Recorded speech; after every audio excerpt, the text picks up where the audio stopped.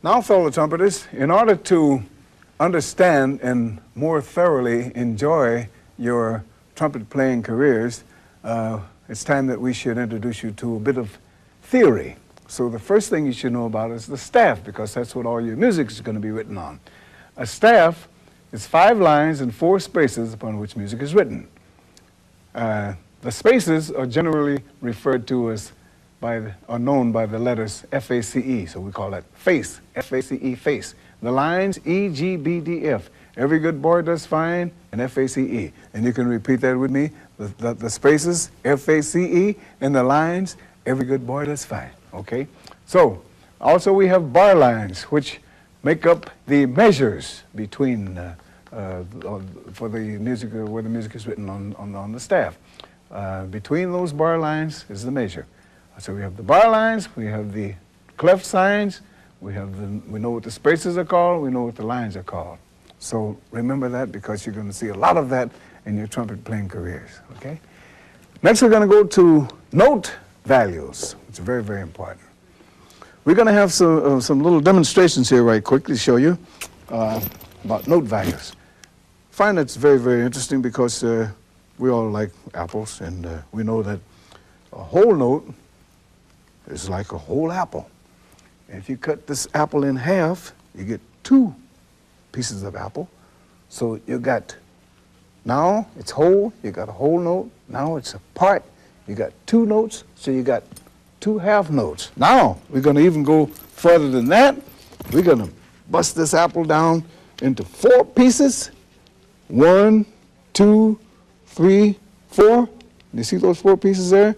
And we got quarter notes.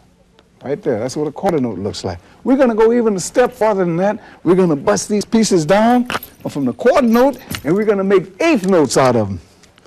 1, 2, 3, 4, 5, 6, 7, 8.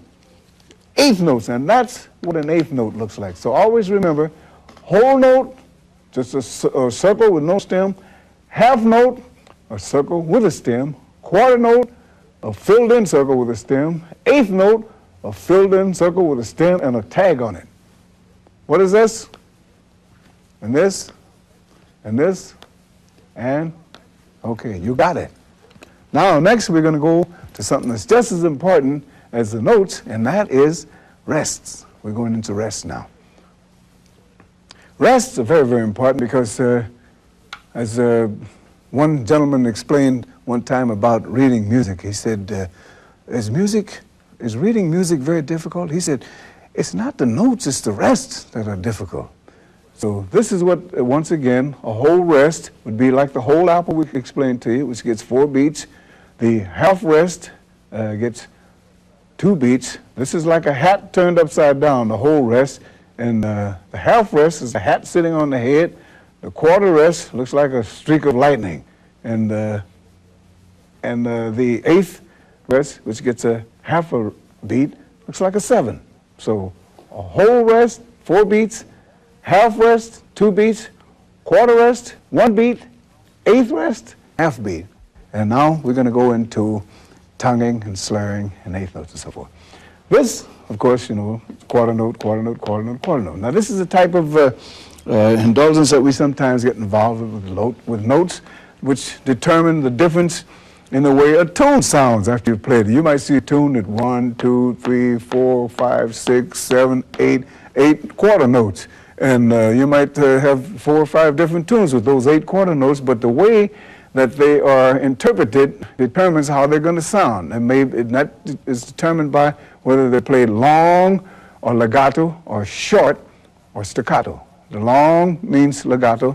Short means staccato. In other words, long is la, la, la, la, and staccato is dot, dot, dot, dot. Now, sometimes you're going to run into, and the slurs are the same way, da, da, which means that you actually don't tongue each note as you go. Da, da. You go from one note and sort of sing up to the next note. Da. Suppose you have a scale, which you're going to get to just a little bit later on. We're going to jump ahead of ourselves just for a moment, just to say a scale would go do, re, mi, fa, sol, la, ti, do. Take away the the syllables, we'd just say la la la la la la la la. If we played this with slurs, it's but if we played it with the staccato, it would be top top top top top top top top. We played the legato, la la la la la la la la, and it's tied again. So that's the difference between the slur and the legato and the staccato. Okay. And now a student of mine, Mark, will assist me in demonstrating time signatures to you. This is the 4/4, which means 4 beats to measure, and each quarter note gets 1 beat. This is common time, which is literally the same. This is 2/4, 2 beats to measure, and each quarter note gets 1 beat. This is 3/4, 3 beats to measure, and each quarter note gets 1 beat. Mark will demonstrate the 4/4. I'll tap the time and rest in between. He'll play for just a few measures. 1, 2, 3, 4, rest, 2, 3, 4. 1, 2, 3, 4, rest, 2, 3, 4. Mark will do that for me, okay? 1, 2, 3, 4. Rest, 2, 3, 4. Rest, rest, rest, rest. So now, Mark's going to demonstrate for you just how to play a C scale, because this is what you will eventually be working up to, a C scale. So Mark, show them just how a C scale would go. And you can watch as we go along. You can note the fingering on the chart.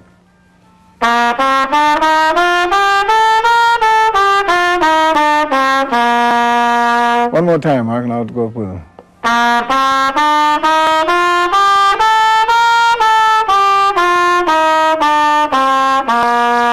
Very good, beautiful. And I hope that you'll put lots and lots of time on the scale, because the scale is very, very important. And this is what you're going to get involved in when you're from every note on your horn, from every angle. You're going to be able to do that from